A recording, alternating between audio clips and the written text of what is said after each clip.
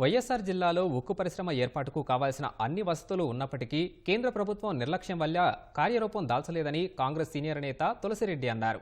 జమ్మలమడుగులోని ఆర్ఎండ్బి అతిథి గృహంలో మీడియా సమావేశం నిర్వహించిన ఆయన రాష్ట్రం పట్ల కేంద్ర ప్రభుత్వానికి చిత్తశుద్ధి లేకపోవడం వల్లే 10 సంవత్సరాలైనా ఉక్కు పరిశ్రమ రాలేదన్నారు.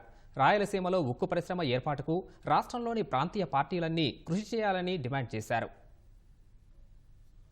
రాయలసీమ ప్రాంతంలో నిరుద్యోగ సమస్యను శాశ్వతంగా పరిష్కరించాలనే ఉద్దేశంతో రాష్ట్ర విభజన సందర్భంగా ఆ రోజు సోనియా గాంధీ గారి మార్గదర్శకత్వంలో steel authority of India limited ఆధ్వర్యంలో ఉక్కు కర్మాగారం నిర్మించాలని ఆ రోజు చట్టంలో 17వ షెడ్యూల్లో చేర్చడం జరిగింది. కాంగ్రెస్ పార్టీ అధికారంలోకి వచ్చి ఉంటే 2014లో కానీ 2019లో కానీ ఈ స్టీల్ ప్లాంట్ శైలి ఆధ్వర్యంలో ఎప్పుడో పూర్తి అయి ఉండేది.